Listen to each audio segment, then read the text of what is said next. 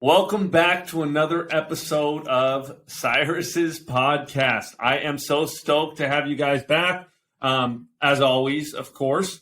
But today I'm especially excited. I had another guest scheduled, and they canceled on me last minute, and that allowed me to move up one of my favorite people on this earth, Jack Hennings, my business partner, my mentor. He has taught me so much about this business, so much about life, and I'm so excited to have you on the podcast today, Jack. Well, thank you, my friend. It's nice to hear that I'm second place today. You know what? Second place, but first place in my heart. I got that down. I don't mind being second place to Cyrus. So Jack, I want to share your story because your story is one of the most interesting stories ever. And I want to share your story, and I want to go back to. I know so much about it, but let's go back to when did you sell your first property? Oh my gosh, that was right after college. I'd been married a couple of years. Actually, I got married. Deborah, my wife, was a senior in college, and I had dropped out of college to do a political campaign. I was on Dick Nixon's staff in 1968, and then worked with Senator Earl Patton as his campaign manager for the state of Georgia. I was a young guy that didn't know any better, so I ran a statewide campaign for the United States Senate when I was still in college. And so I dropped out of college to run the campaign work with Nixon and with Senator Patton, and had to go back into college to finish my senior year while my wife, Deborah, was a senior as well. And I found a program that was called FHA 235. I remember it was a federal program that was to subsidize low-income people. And I thought, well, I'm a college student. I'm low income. So I found out what the qualifications were.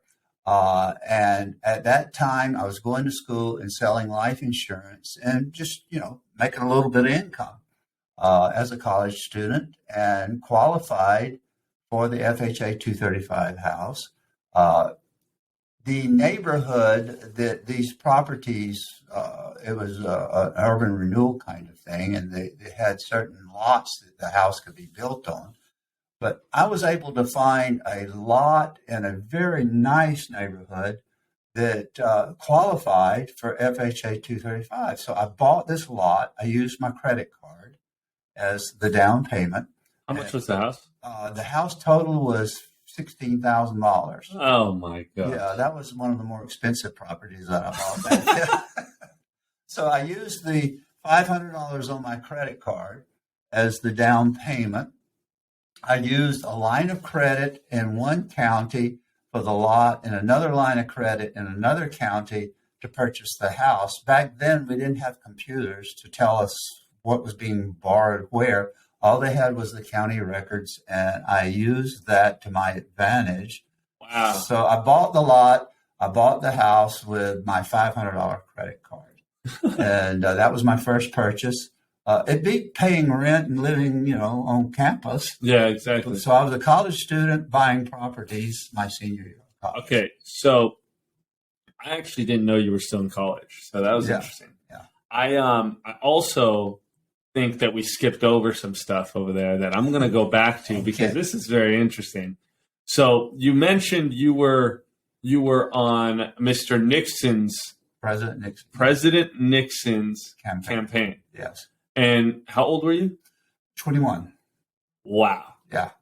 So you were on President Nixon's campaign, and then after that you actually Earl Patton.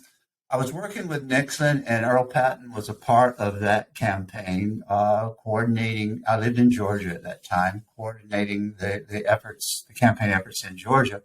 And he asked me if I would come over from Nixon's campaign into his campaign. He needed somebody to coordinate what he was doing running for the United States Senate. I said, sure, I'll help you out. So I cleared it with the Nixon staff. They said, yeah, go help out Earl. And it was Earl Patton. And he was my hero and still is. He was a great man. I learned a lot from Earl. And it came time for me to go back into school and finish my senior year. And he said, Jack, I appreciate that. I said, well, Earl, I need to talk with whoever you're going to have as your state campaign manager to tell him what's going on in the office, how to handle the staff, and what appointments we have and everything that I was doing. He said, well, you know the guy I'm going to choose. I said, well, no, I don't. I probably know him, but I don't know who it is. He said, I want you to do it. And I said, no, Earl, I'm talking about your state campaign. I've been kind of a volunteer coordinator here in the office in Atlanta. He says, you've been running my state campaign all summer, Jack. I said, well, I have, but I'm not your campaign manager. He said, well, will you be my campaign manager? It's the only time in my life I said, I need to sleep on this. Yeah. So I went home and I thought about it, and I went back. I said, Earl, I'm 21 years old. You're asking me to run a statewide campaign for the United States Senate.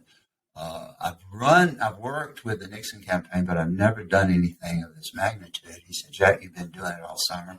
Will you keep doing what you're doing? I said, yeah, let's go for it.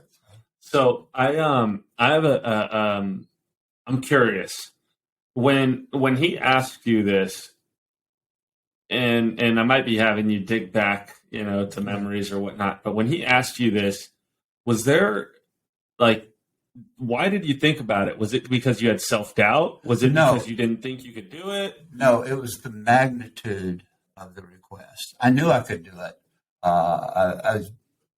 There was never any doubt because I knew what it took to run the campaign, and I'd been doing it. Yeah. He just did not give me the title. So I knew it was a matter of just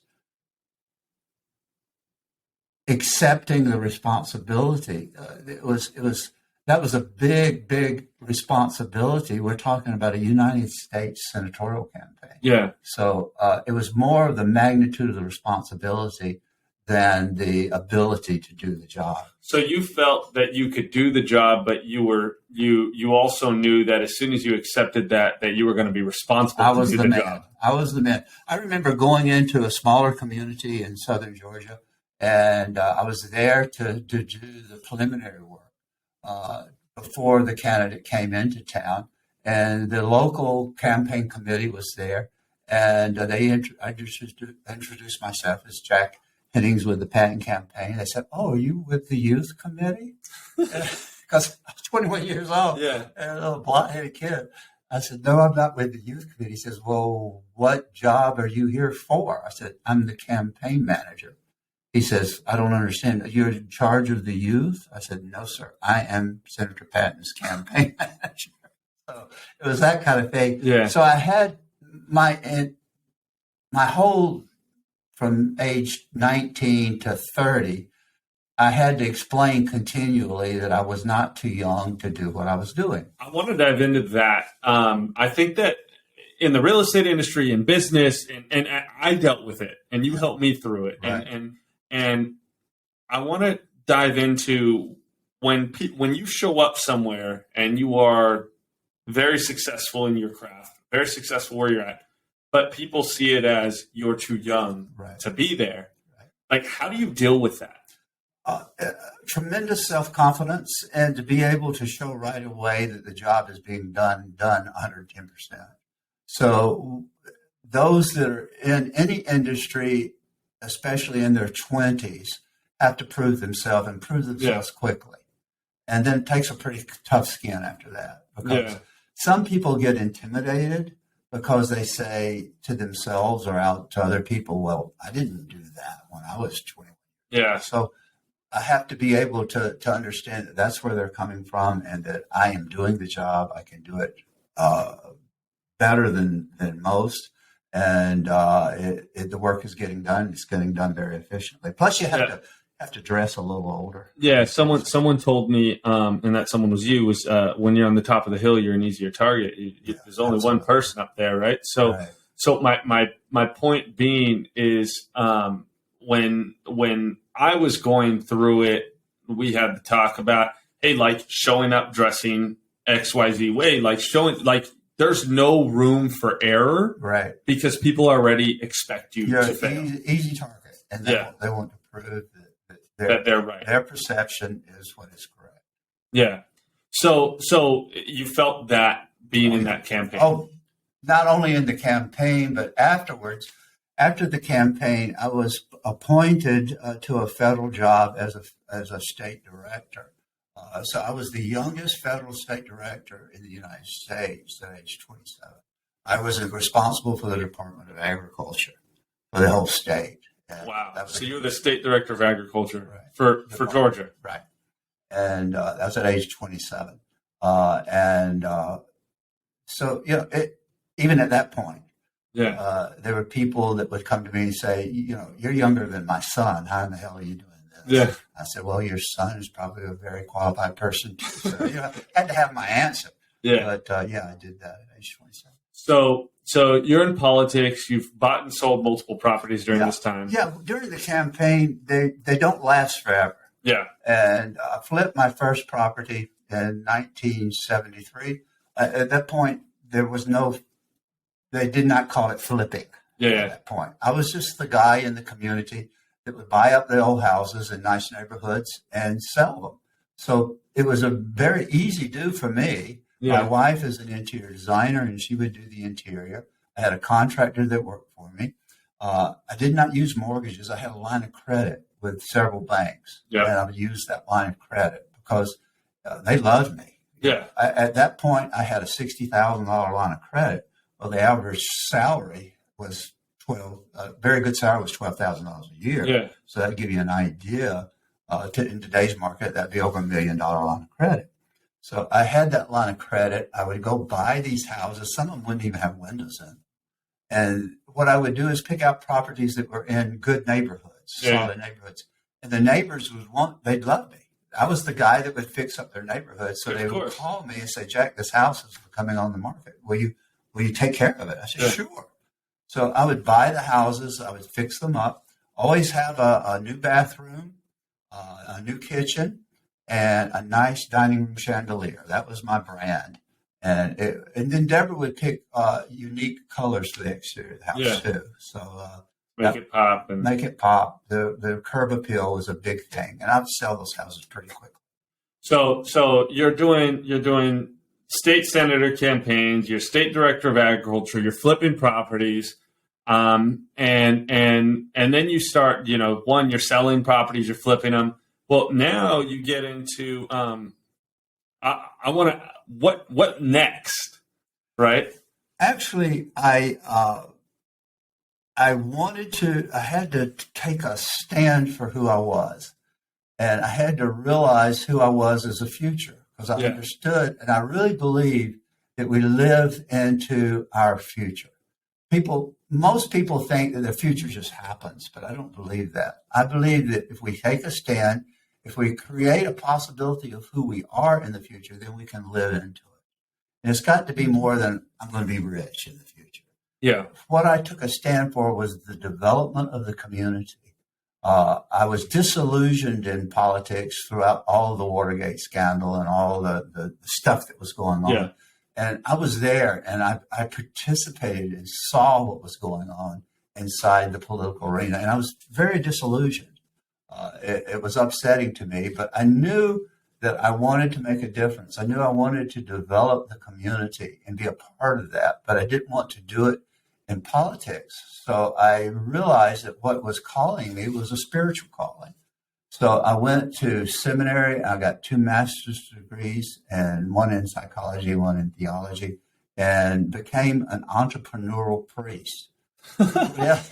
So, sounds like an oxymoron to me. Yeah, somebody asked me, why did you go through the ordination? Why did you become a priest? And I said, simply put, power. And some people get freaked out when I say that, but power is a good thing if used appropriately. Yeah. So I had a different set of credentials other than I was a politician, statewide campaign manager. I was a member of the clergy. I was a member of the community that wanted to develop some good stuff. Yeah. And so I was in that arena. And that worked very well. I developed 3 retirement homes. I founded a church and started it, developed it, built it. So I was an entrepreneurial priest at that point. That's amazing. Which is a very unique situation. Yeah. But then again, I got called on to do that. Yeah, exactly. Because that's who I was. people wanting to develop something in that arena, develop something in the community. I had the advantage of I had the political connections as well to go into that community and work with the director of development, the city manager, the mayor, the council, and get those projects through city. I also founded a school in the process, and we did that in 4 months. We from conception to opening doors was 4 months, and they said that was absolutely impossible to do. I said, well, no, I think God wants us to do that. Yeah. So they said, okay, let's go do that. And that's a very interesting take, because you go so you go from politics to becoming a priest to developing these different places, and I want to make a very important point, because I think that a lot of people will skip over this or dismiss it, and I want to make sure that we understand like something that helped me in my journey as far as life goes, from playing professional soccer to becoming a real estate agent to now doing XYZ on the other side. We have I have 12 entities at this point of so many different spaces. So like. Something that helped me was realizing that there's no one telling you have to do this for the rest of your life. There's no box. Unless you put yourself in a box, and then you have to build that box yourself. But you're the perfect example that there is no box, right? You come from, you went from one space to the next space to another space where people might have said, well, that doesn't really make sense. They did say that. And that's what I'm saying. So it made perfectly sense to me, Cyrus. I had my vision, I had my purpose, I lived into it, and I love the results. Yeah. You know, I a prayer I say is, God, may this place be a better place when I die. I can say that. A lot of people cannot say this will be a better place because of me when I die. I can say that because I've accomplished that. You know, if I were to walk out of here and die today, this will be a better place. Yeah. And that's what I lived into, and I'm having fun with it. Yeah, and I think that's so inspiring for not just only me, but I think that the people that will be listening to this from now until forever, right, will look back on this and realize that, and that's so powerful. So I didn't want to skip over that. But then I want to dive a little bit more. I'm going to take us into a different route, and maybe not the route some people want to hear, but you battled cancer as well. Well, some people call it battle, but I did not, because that was a paradigm that I didn't want to participate in. And I'm very, very, very much believe that if we choose our words carefully, they will serve us. If we don't choose our words carefully, they will work against us. Yep. So I never used the word battle. What I realized was I had some crazy cells that they call cancer, and they had chronic lymphocytic leukemia. So they were too many white blood cells in my body. My switch would not turn off. My body kept producing all these cancer cells. So that wasn't a battle. I just had to get my body to cooperate. Yeah. And I had to do that in a way. I had to employ the appropriate doctors. I took chemotherapy for 10 years, which was a challenge. Yep. But there again, I had to speak myself and live myself into that vision of total health. Some people, and it is a miracle, I had a lot of people praying for me. I started a school. There were 600 kids every morning that would say a prayer for me. It was just amazing. So what I did is I recruited a lot of really neat people to be a part of my healing. Yeah. And sometimes a certain oncologist would not be the one I wanted on my team. So I ended up firing about 3 oncologists. But I found the one that really, really worked, Dr. Leonard Sender. And he told me, he said, Jack, what you need, what will save you and cure you. I said, wait a minute, did you say the word cure? He said, yes, I do. He said, we don't like to use that word, but that's what it can do. It can cure you. And he said, it's a stem cell transplant. And this was in 1993, which was very early in the stem cell transplant. Yeah, that's the year I'm born. Yeah. So I said, let's go for it. He said, let's do. So I received my brother's stem cells. It was a challenge because I had what was called graft versus host disease, which means that my new immune system was attacking my body. So it literally was destroying my body. So for a year and a half, they had to shut down my immune system. They call it the bubble boy. I had to be totally isolated for a year and a half, and it could only be with my wife, Deborah. She's the trooper in all this. But during that time, I thought, well, after I get cured from this cancer and get over this graft versus host disease, how am I going to keep on keeping on? They told me I didn't need to be back in the arena, the public arena, being with kids and all that kind of thing, because of my immune system needed to get developed. So I thought, I'm going to go into residential real estate. Yeah. And that's, here we are. And at that time, I know because of our history, but at that time you were selling millions of dollars of real estate. Yeah. Back in the day. Yeah. And I was buying a lot of real estate. And buying millions of dollars of real estate. Yeah. And this is when, we're in Southern California now, every home is $1 million, but this is not at that time. So no, they were averaging about 400. Yeah. And so, you go through this, you do real estate, you crushed it, you did well, and then you retired. Well, I planned to retire in 2013 with 100 properties.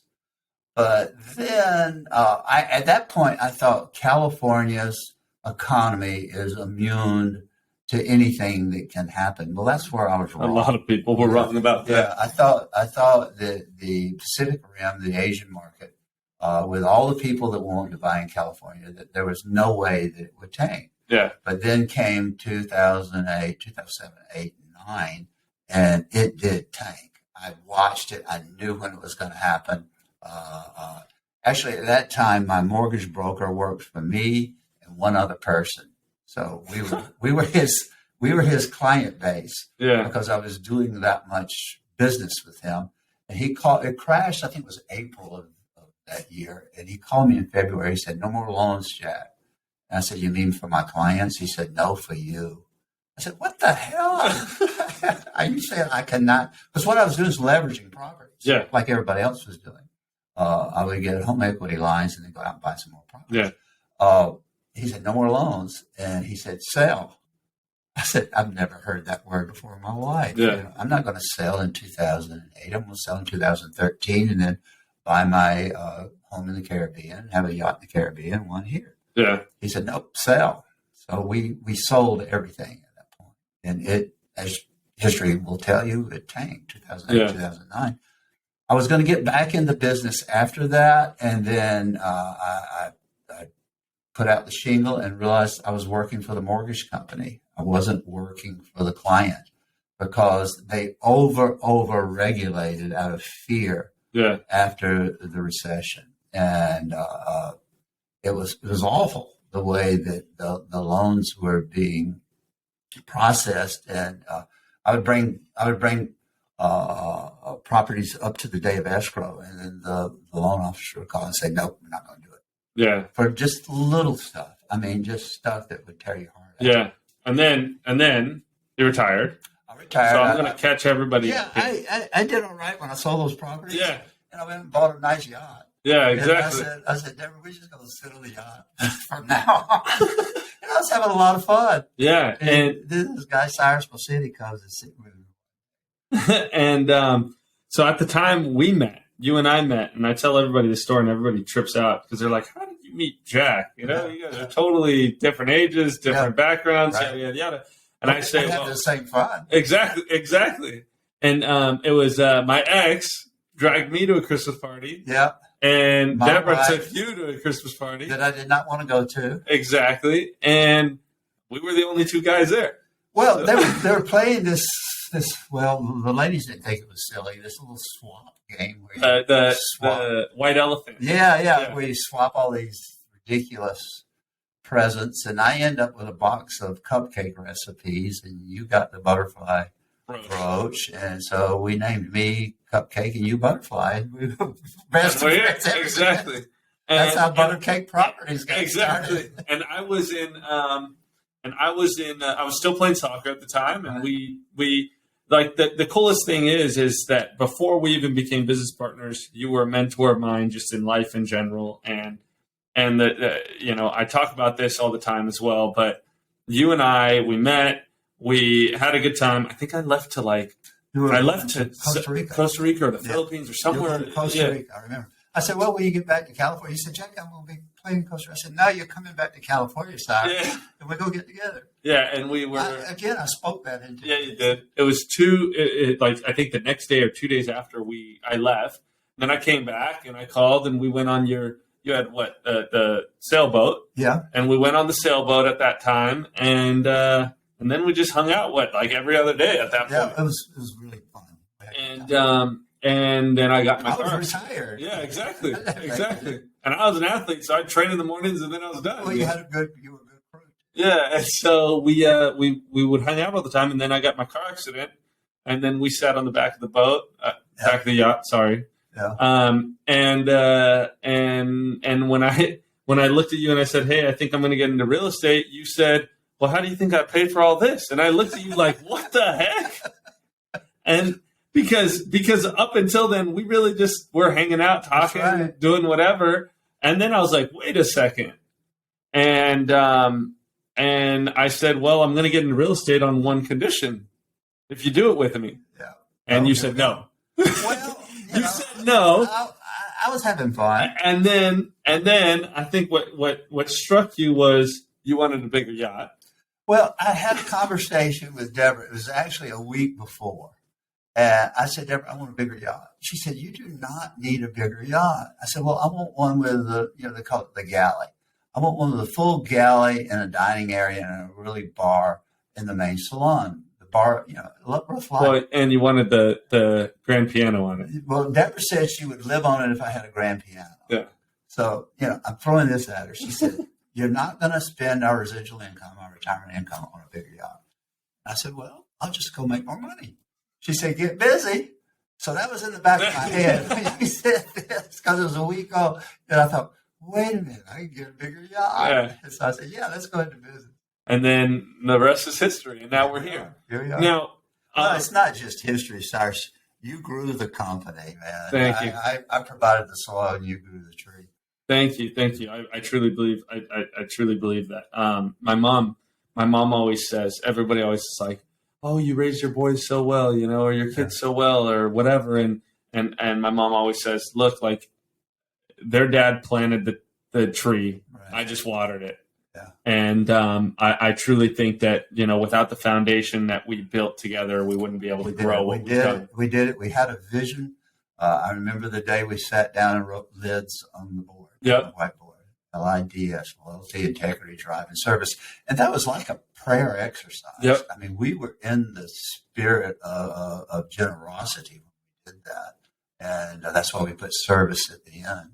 And I think that when we're looking at, just for anybody that's listening, that's looking for a business partner, that's looking for someone to build with, like, I think the reason that you and I do so well together is because our core values are exactly the same. Right. We may not look the same. We may I'm better looking. We may not talk the same. We may not listen to the same music. I'm getting you into some hip hop. I listen to the same music because I don't have any choice. It's always on. But at the end of the day, our core values are the same, and that's what really creates a powerful partnership. I think, right. Whether it's business, personal life, whatever it is, your core values are the same, then you can grow together. True. And also, Cyrus, we carry that forward with our agents. Yeah. So that's that loyalty, integrity, drive, and service. The lids are what we hold out. Yeah. That's the benchmark for our new agents. 100%. Yeah, we won't hire anybody unless they have those traits. So before we cut this podcast off, I want to ask you one question. Okay. You have one single piece of advice that you could give someone that's struggling with, they don't know what they want to do in their life. They don't know, they feel a pull from other people that are telling them to do one thing and not the other. What's your piece of advice? Create a vision. Like I said to begin with, I articulate the vision, and with me, it was around building community and serving those people within the community. We do that with our real estate.